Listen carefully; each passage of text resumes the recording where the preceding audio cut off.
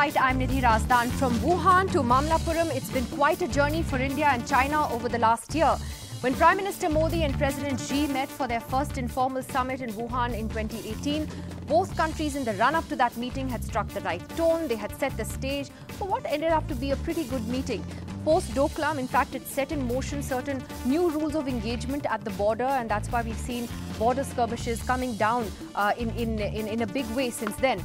This year, however, it's been quite different, with sharp words exchanged over Kashmir and Beijing hosting Pakistan's Prime Minister Imran Khan on the eve of Xi's visit to India. The question is, can India and China find a middle ground in which to manage this relationship, or does New Delhi also need to be more realistic about dealing with China and what to expect from there? And once again, we ask that eternal question, can India trust China? Joining us on the big fight, let me go across straight away to our panelists, and we'll begin with our opening statements. I'd like to open with Ashok Malik, who is a distinguished fellow at the Observer Research Foundation and former press secretary to the President of India. Ashok, your opening comments just for a minute. Can India trust China? Do we need to recalibrate this relationship? Look, frankly, in the overall sense, we haven't got much traction with our attempt to woo China into a more normal relationship.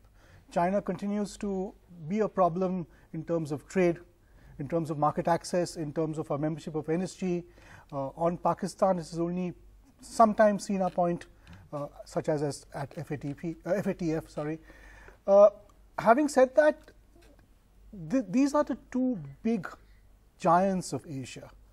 China is much larger. It's 4.75 times India's GDP. It's a much larger, much more powerful country. But a degree of engagement between India and China, regular engagement between the top leadership, between the two most powerful leaders of both countries in more than one generation, is important. And it's important that the two leaders talk frankly about how they see their country, how they see the evolution of their individual countries. Whether there will be immediate gains, I'm not sure, because frankly China hasn't given India much space on the economy, on the geopolitical stage, on terrorism, on any of those major issues. All right, so we'll come back and look at those points in some more detail. Constantino Xavier standing next to you. He's a fellow with Brookings India. Your thoughts, Constantino, on this relationship today and where it stands? Yeah, I was reminded of an old saying, quite popular in the US actually, saying trust but verify.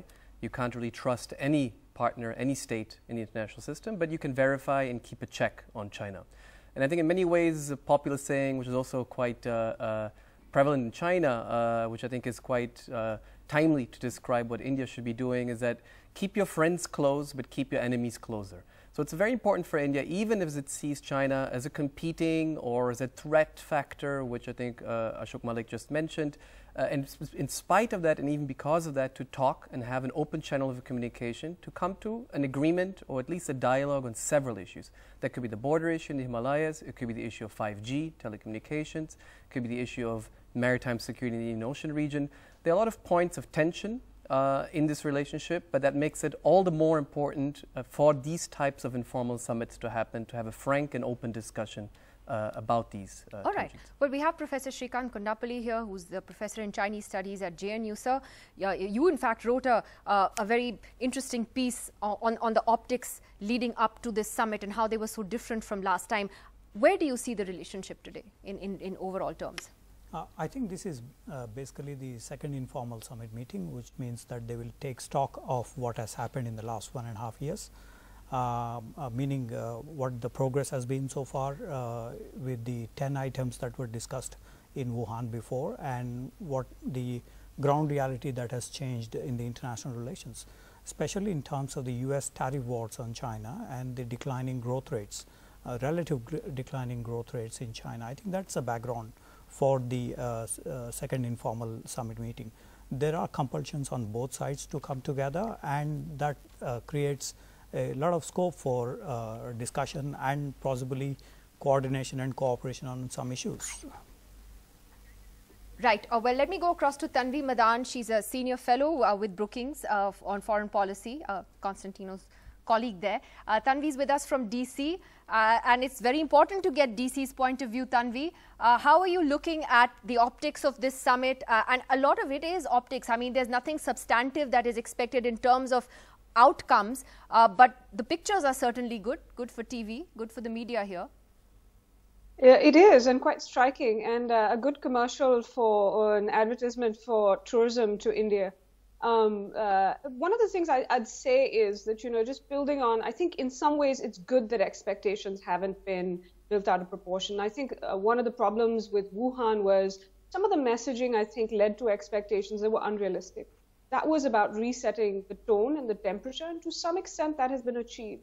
But none of the underlying differences were solved. We've seen some movement from the Chinese in the last year or so, a couple of years, but really none of the underlying differences have been solved. And so for that reason, I would kind of tweak Tino's point about trust but verify.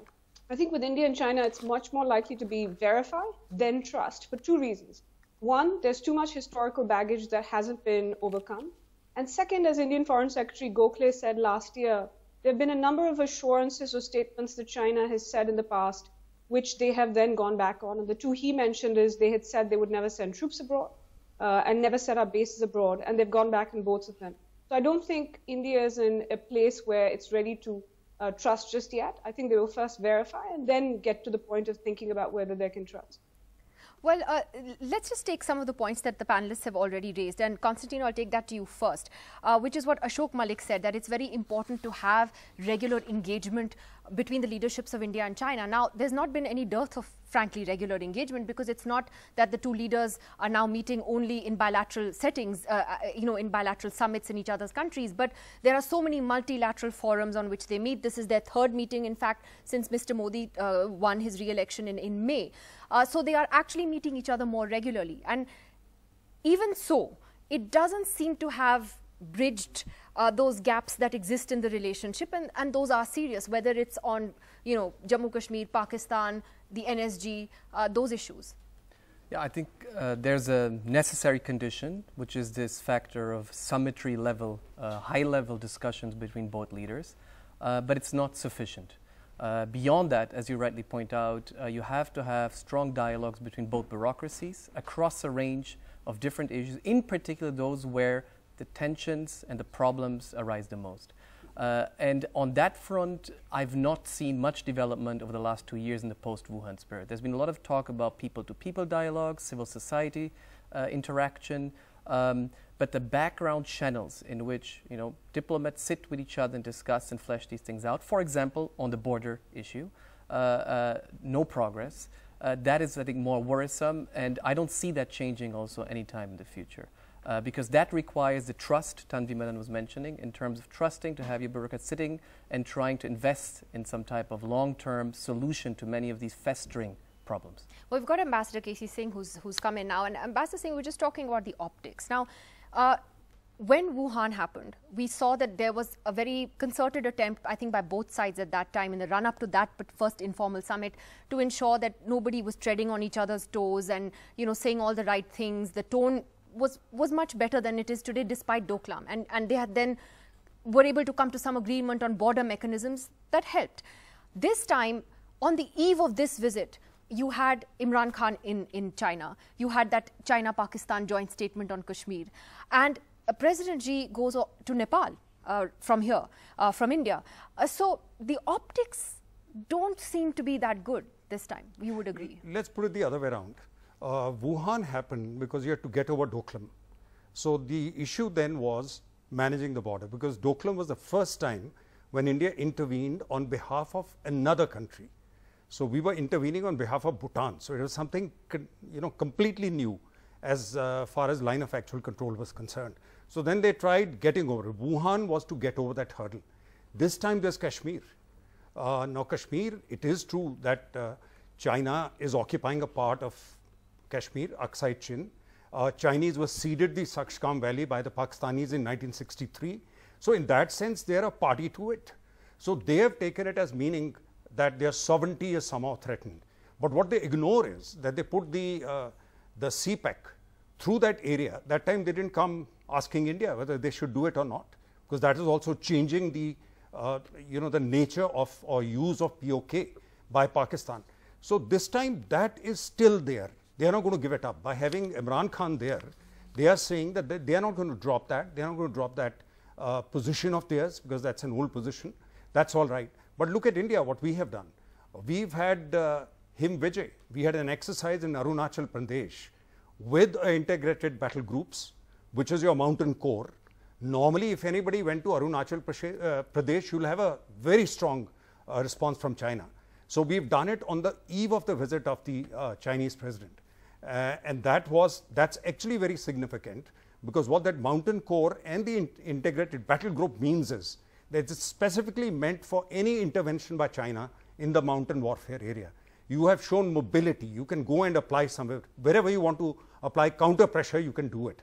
Secondly, 3rd of October, our defense secretary was in Vietnam.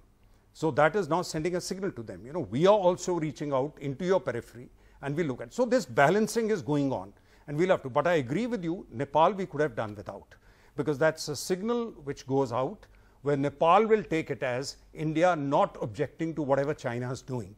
Now, what we do to counter that, we'll have to do later. But certainly in terms of signaling, that's provocative, but we've accepted it. Is it provocative, Ashok Malik, you think, that signaling of going to Nepal from here? Yes, it is. But the fact is, China has been pushing at India's periphery in South Asia. And in fact, Mr. Modi and his government have joined the game in South Asia. If you look at the upcoming election in Sri Lanka, in a sense, that is also a tussle between a leader who is seen as more pro-China and a leader who is perhaps more pro-Sri Lanka. And that perhaps makes him a friend of India. That's the parallel with Nepal. Yes. Yeah. So we've had similar tussles in the Maldives, in Nepal, in other countries as well. So India too has engaged with countries such as Mongolia. I mean, there's been a series of visits to Mongolia in recent days by a series of ministers. So this tussle will continue. Diplomacy, as KC Singh knows better than any of us, is predicated on events, but it is not an event, it's a process. And you win one day and you start all over again the next morning. So this game will continue because, frankly, the end state of Asia for the 21st century or the early 21st century has not been reached. And neither country is going to rest till they think they've reached it. Well, let's just talk about the format of what is called an informal summit. And Professor, if I could get you in on that, because a lot of people hadn't sort of heard that term when it was first, when the first India-China informal summit happened last year. Now, Indian officials say this is a good way for the leaders to get together and have a freewheeling conversation without being bound by structures and, you know, a very structured agenda. Even so, there is some structure to it. There are delegation level talks that are happening, etc.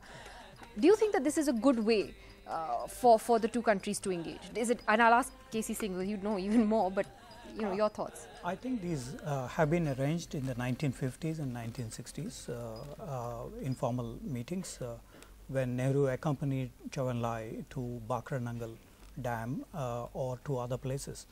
There has been, you know, that kind of informal discussions between them.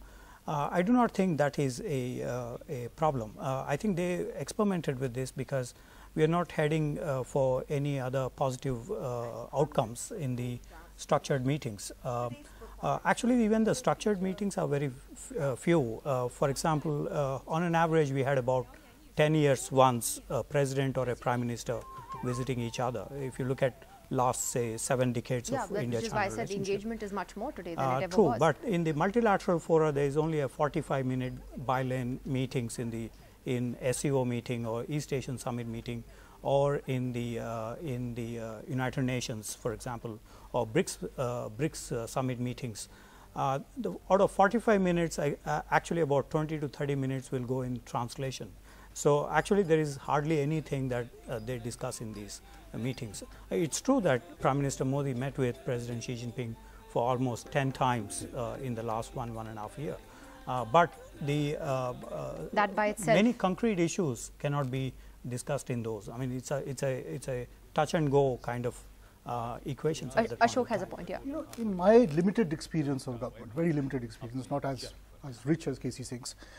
In the past few years, I have found that across the world, not just in India, in the case of India and China, delegation level talks are somehow losing their salience, their relative salience.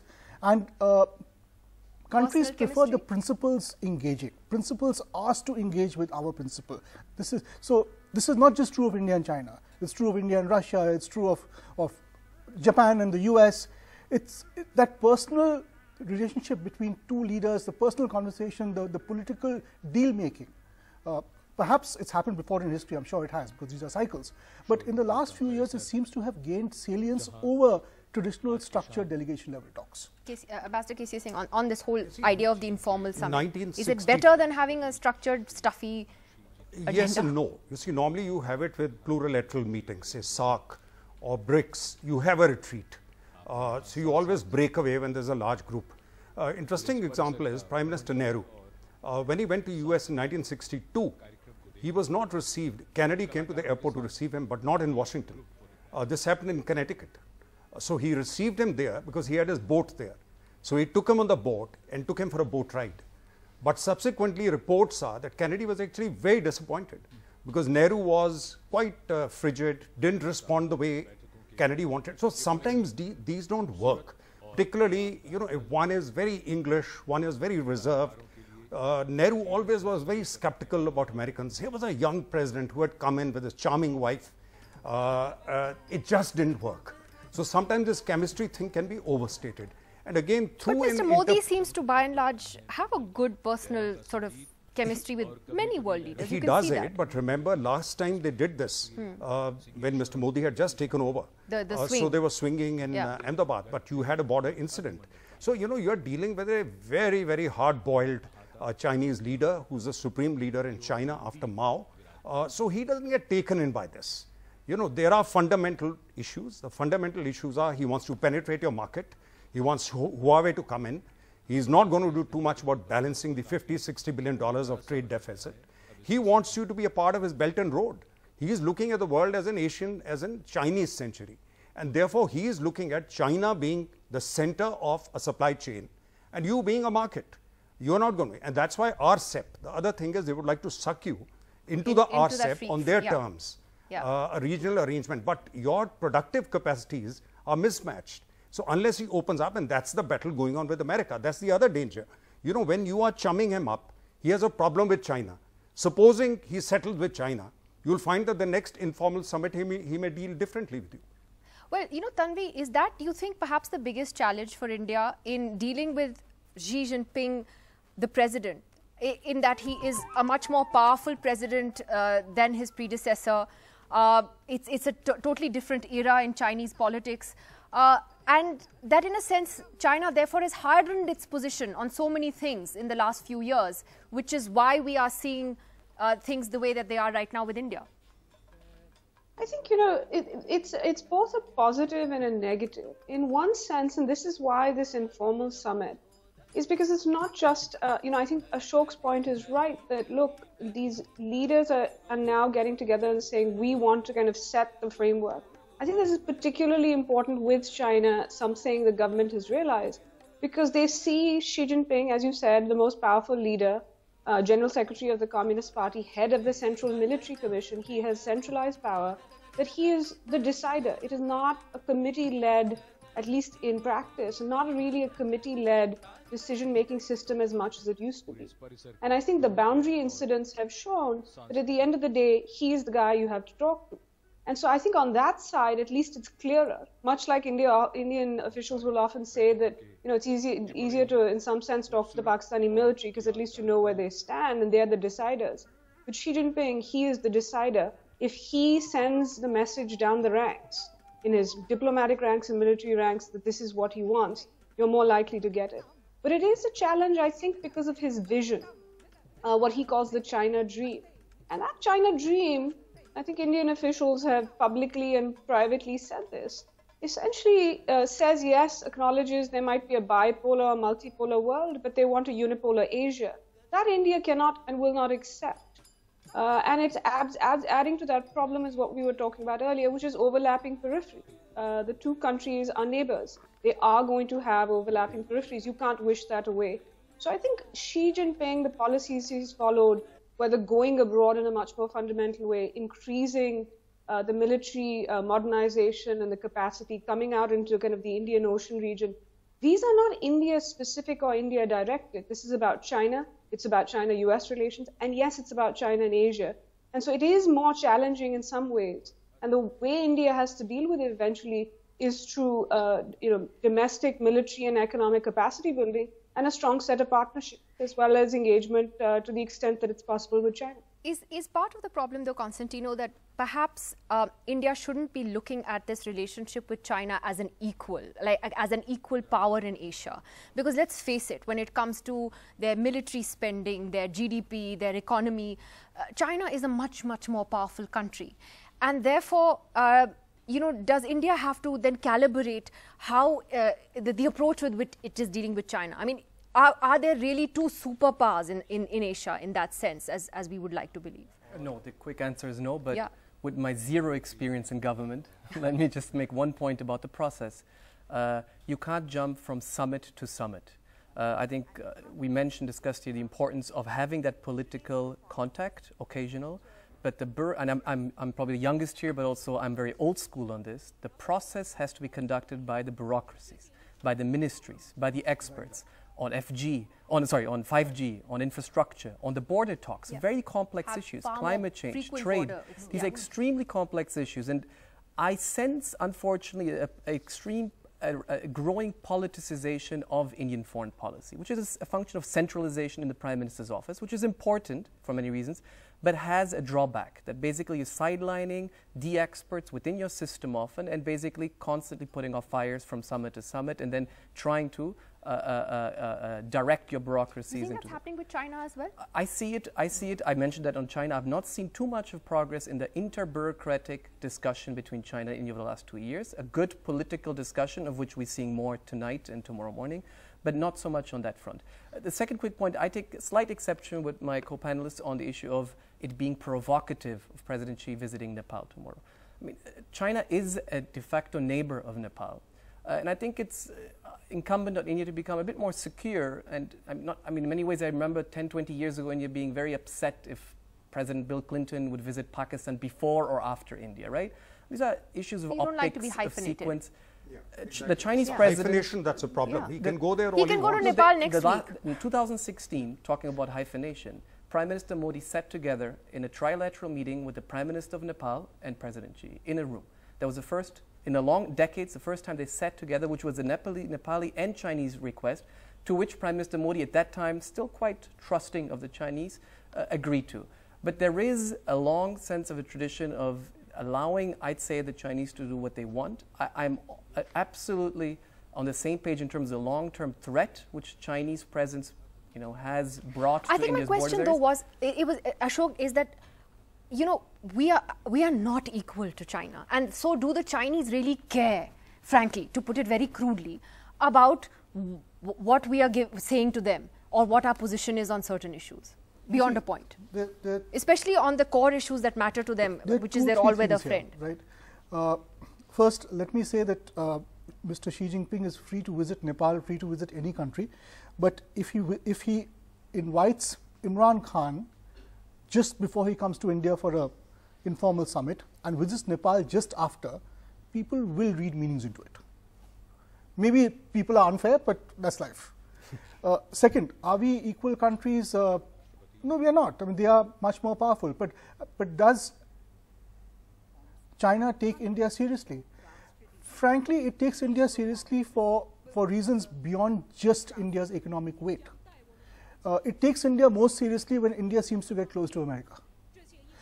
It has not quite figured out how India managed to do what it did in Kashmir, in Jammu, Kashmir and Ladakh on August 5th, and actually got a window from global powers which said, okay, go ahead, you've done it, we give you space. Because China actually expected a pushback, India to be pushed back. India was not pushed back, and China has been taken aback by that. For whatever reasons, India's democracy, India's credibility, whatever it was. But China has been taken aback by that. Second, China has internal fault lines. Hong Kong is one, Taiwan, internal, external, that's another fault line. Tibet, post-Dalai Lama, what the situation will be. And Xinjiang, which has been mentioned repeatedly by the US in recent days. In fact, when a question was put to Alice Wells, the State Department spokesperson on Kashmir, she responded by talking about Kashmir and Xinjiang.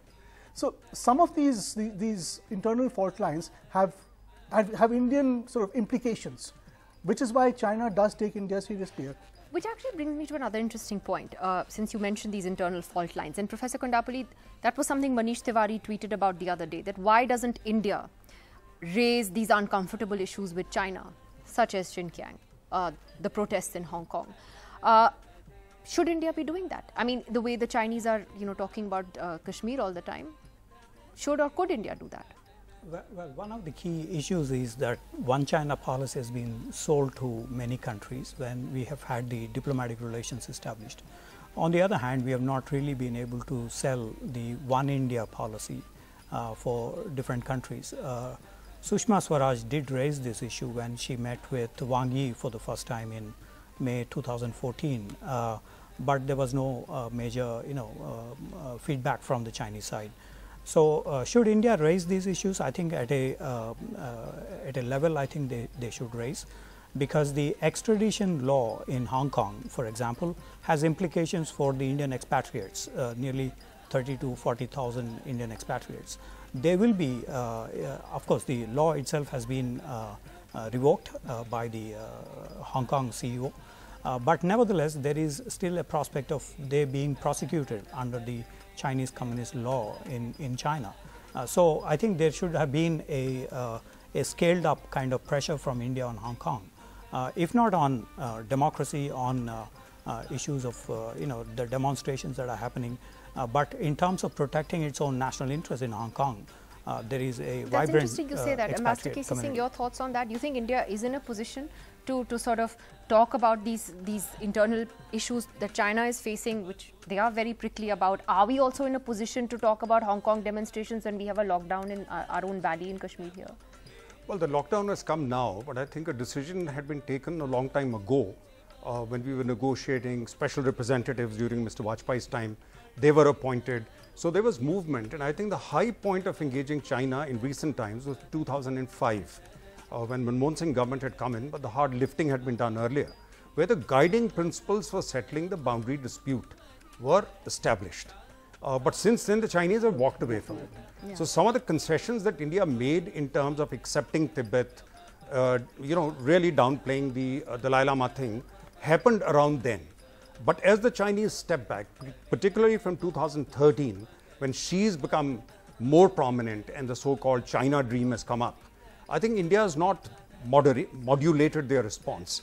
But I think this government unofficially, there have been statements which have appeared in the media to the extent that India can also question, but I don't think officially we've taken it up, because there'll be suddenly a jump too far and provoking the Chinese. But we don't even name, I mean, you served in the MEA, you know this. I mean, when the Ministry of External Affairs has to object to something China has said or done, even like, for instance, the opposition at the Nuclear Suppliers Group meeting, we say a third country, one country. I remember the NSG statement was one country. We don't even name China. So why is that? Why is there this reticence to say it's them? It is Pakistan, by the way. Yeah. It is It's true. not named. Even Pakistan is not named. Pakistan is very often named in In MEA statements. 2016, when Prime Minister Modi opted out of the Islamabad summit of SAARC, this MEA statement mentioned a certain country sponsoring terrorism. So I think that applies but in Pakistan some cases. is mentioned directly very often as well. Yes. It's Yeah, never but I mentioned. think in case of China, probably we need a pushback, but the pushback has to be, again, you have to decide when and where. But at the moment, of course, the problem is you don't want them to go a step further on Kashmir. So at the moment, I think we are trying to contain it and leave them just with that posture which they have adopted on bilaterally settle, but within the Security Council resolutions. And that is what this informal summit is about. Like I said, Wuhan was about Doklam, which the Chinese ultimately accepted, intervening on behalf of Bhutan. Similarly, this time, having done this, I think the Chinese are just digesting it. And this summit is about Chinese digesting it fully, which means you don't now go beyond this. You can make these statements, that's all right. Now let's walk on and see where we go. Move on from this. Where we go from here. Tanvi, just your thoughts on this question of a pushback on what Manish Tiwari had suggested. What do you think? So I think one of the things is I wouldn't be surprised that if India doesn't think it gets what it wants out of this meeting or out of the Financial Action Task Force meeting or the RCEP, I wouldn't be entirely shocked if we heard something on Hong Kong, not necessarily on Xinjiang, but on Hong Kong, because there are as Professor Kondapalli mentioned, it directly affects Indian interest. But I don't think pushback has to be one-to-one. You saw, for example, the upgrading of the Quad. I see that as a signal. India can also, for example, without saying anything, you don't have to say things, it can start doing more with Taiwan. Taiwan wants to come and invest in India in a much more substantial way. The Chinese notice these things even if they're not said, even if China is not named. The Chinese noticed, after all the other thing that's going on, not just Hind Vijay, as Ambassador Singh mentioned, but the Malabar exercises are going on with the US and Japan. So I think there are different ways of mentioning it. India has to kind of keep in mind, yes, bigger countries are always harder to name than smaller countries.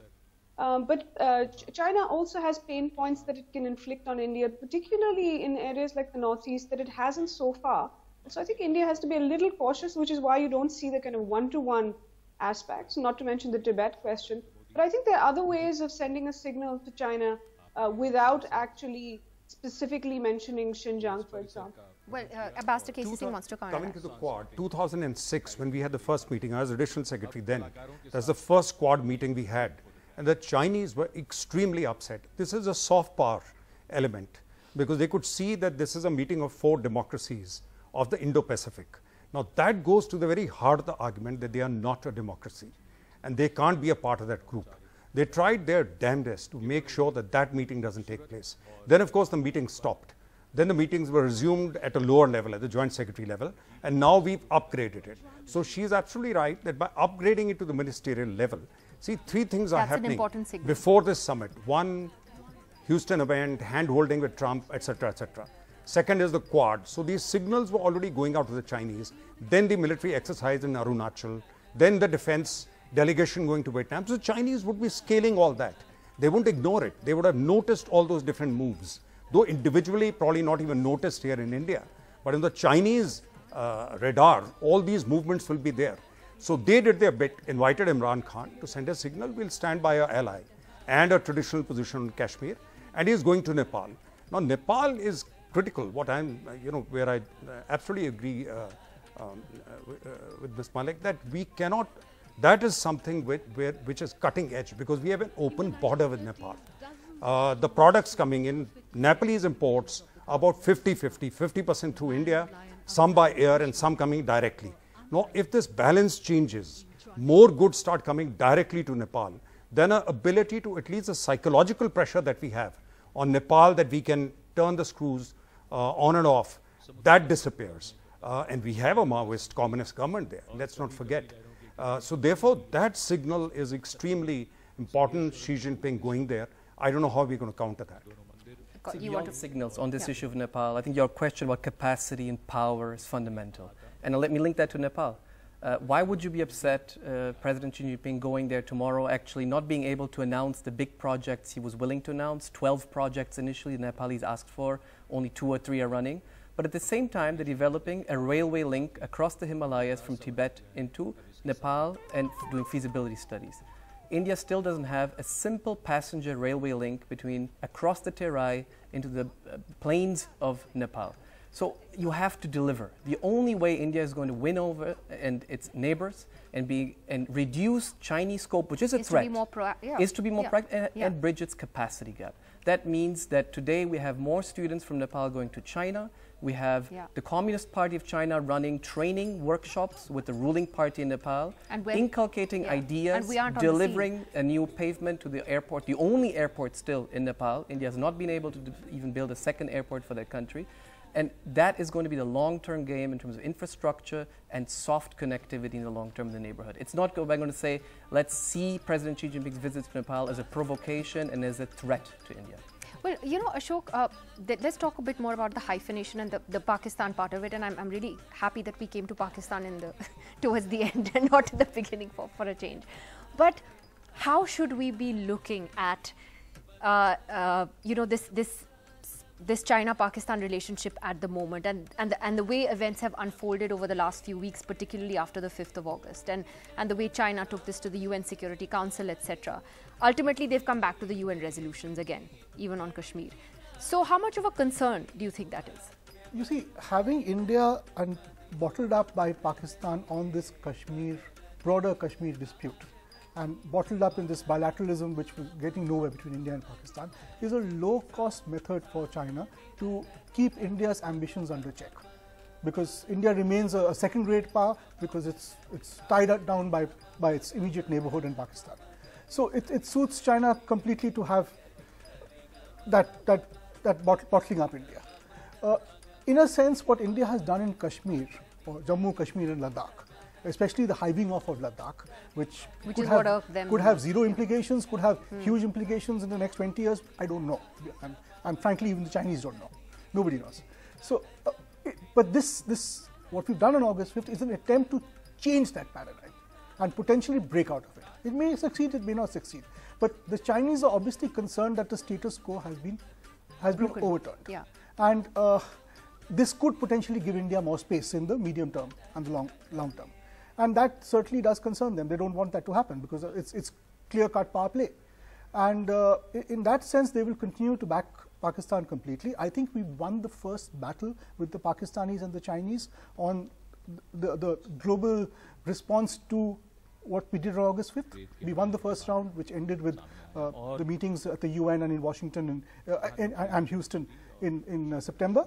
But the second round has already begun, and China and Pakistan have shown their cards. So this is going to be an ongoing battle for the next few years. Professor Kundapalli, how do you see the China-Pakistan and therefore India relationship? I think should we be concerned? Concerned? I think the concern was on the nuclear and ballistic missile technologies by 1998 and subsequently in terms of technology and systems transfers, which have been targeted against India, obviously not Saudi Arabia, not US, not Israel. So there is a concern for India on that front. I think we lived over a long period of time on this issue, and I think today it's the concern for the US, it's a concern for the other countries. Not, I think even on Kashmir related issues, possibly we let it go for a while and see how China-Pakistan relations emerge. The concern, of course, is the 36,000 security guards that Chinese are putting up in the CPEC projects for the protection of these. That adds a new dimension in terms of any future Indo-Pak conflict scenarios. You have a China factor coming in as a physical entity, unlike in 1947 or in 1965 or 71. This is a new factor which needs to be contended with. I think even for that, the Indian armed forces are now preparing for what they mention as two-front war under nuclear threshold. Obviously, that's the which China actually and means, Pakistan. Ambassador Casey saying that, you know, when ministers in the government of India say, well, we're going to take back POK one day, it's not going to be that simple. And as the professor rightly pointed out, it's the Chinese presence on the ground there which has complicated everything. Yes, I mean, simply diplomatically and strategically speaking, it would be in our interest to wean Pakistan away from China. Now, the more you isolate Pakistan, target Pakistan, the deeper it goes into the Chinese grasp. It has no option because there's no countervailing thing from US. And I think Trump having really withdrawn selectively from the area, the policy that we had adopted of US being a stabilizing factor, enabling India to rise and therefore balance China, that can't be taken for granted because Trump can be very unpredictable, as we have seen in Syria. And now he's got impeachment going, which means for the next year and a half, you may not have any meaningful counter pressure from China, from Pakistan, from US, which you may want, particularly the outcome in Afghanistan, whereas China is there to stay. And the Pakistanis will be more dependent on them and playing more of the Chinese game and more of their own game. And that's why it's important that we very quickly normalize the situation in the valley. We very quickly bring Kashmir, whatever form we have put it in, back into the mainstream psychologically, not just physically. Physical possession is one thing, you mean in terms but of having the population with you, because the greatest counter to any insurgency or terrorism is the minds and hearts of the people. Otherwise, you will be sitting duck to Pakistan because they're just waiting for the security lockdown to be relaxed. They're waiting for whatever opportunity they get after the Financial Action Task Force, which is another 10 days or something they are meeting. And don't forget, the Chinese are chairing it now. So I don't see the Chinese in any way allowing to the extent that they can for them to move from grey list to the black list. So they're waiting for all that, and they're allowing for this team to build up in the valley. So we have to counter that within a constitution, within a political system, and that is the challenge for the government. Tanvi, if you just want to sort of weigh in on that, on the China-Pakistan angle there, do you agree with Ambassador saying that in a way we are pushing Pakistan into China's corner? I think there are two things that I'd say about the China-Pakistan relationship. One, there is little doubt that over the last few years, the China-Pakistan relationship has got deeper. And the moment Xi Jinping declared CPEC a major part of the Belt and Road Initiative, that was going to be the case. But also the fact that the Chinese care deeply about what happens in Afghanistan because of the implications for the spillover into Xinjiang. So I think on the one hand, it's got deeper. And now Pakistan actually has leverage on China as well. The second thing, though, is the developments over the last year with China-Pakistan wouldn't have made Beijing very happy. They were trying through Wuhan and through their outreach to Japan and even Australia to actually try to kind of create some wedge between the US and its partners and allies. And so it wanted to actually reach out to India to kind of stabilize things. The fact that both after Pulwama and kind of after this, the August 5th move, that they've had to actually show their cards, as Ashok put it, and stand behind Pakistan has put them in an awkward situation at a time they would have actually wanted to stabilize relations with India partly to keep it away from the US. So they wouldn't be happy with the Pakistanis. But one thing history has shown us is that while we often talk about big powers, sometimes their small partners can actually drag them into things they don't want to be dragged in. So quick last comments. Ashok Malik, where do you see things going from here? I mean, I think one can expect that the two leaders would be able to paper over the difficulties in the language that is used in separate press statements, etc. But, you know, what is immediately needed for India and China to do to reset ties in the next few months? Well, if from India's point of view, if the rhetoric over Kashmir just dies down for the moment, we can move on. You think it will? I hope. Because as I said, the first round is over. China will come back with more rhetoric on Kashmir, perhaps not immediately, I think.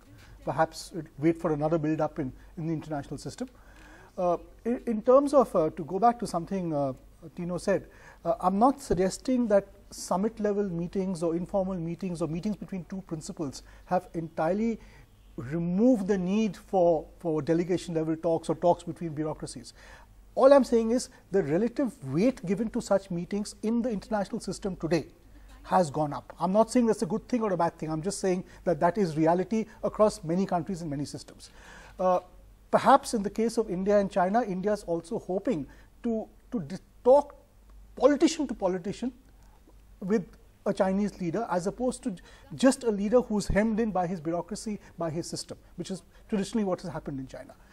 Whether that actually leads to success in outcomes, I don't know. So far, we have not seen much evidence of that, but the process continues. Ambassador Singh, your concluding thoughts? What's the road ahead? Chinese have to concede, what the Chinese want is on the commercial economic side. They want market access, they want India to get into the larger common market in Asia, RCEP, which they've been pushing because they have a trade war with US. So they want a counterwalling, at least the wall to go up in South Asia and Southeast Asia.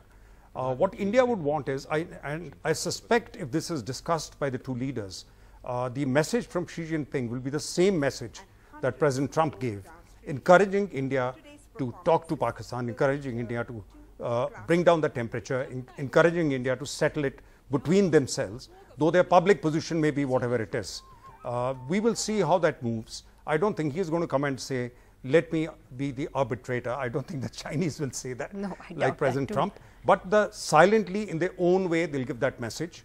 Do they get satisfaction on the economic? It's a bit difficult because you've got domestic lobbies, you've got the Jagran Manch, you've got you've got Trump on the other side. You like to see where that goes.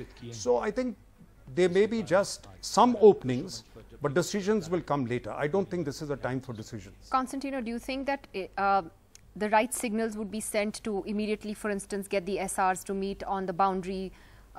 We've seen a considerable gap in that. There was supposed to have been a meeting that was put off. So, you know, what are the concrete things you think that can be done in the next few weeks to show that things are back on track? There are a lot of concrete issues we discussed which require urgent attention. 5G, the border, the issue of terror. But above all, what External Affairs Minister Jaishankar mentioned is comfort being the new commitment for India is key. And I'd say China has done very little to comfort India, and therefore India will not reciprocate with a lot of commitment to Chinese interests. The second quick point, speaking to your importance again about the power you have at the negotiation table. As of yesterday, one of the agencies, Moody's, revised India's growth rate to 5.8%. I think we can talk about maritime security exercises, signaling, optics, what's going to carry India forward and give India more capacity to bargain with the Chinese and offer alternatives to the Belt and Road Initiative, for example. In Nepal, again, for example, is high growth rates. We used to talk about 10%, we're now looking towards 5%.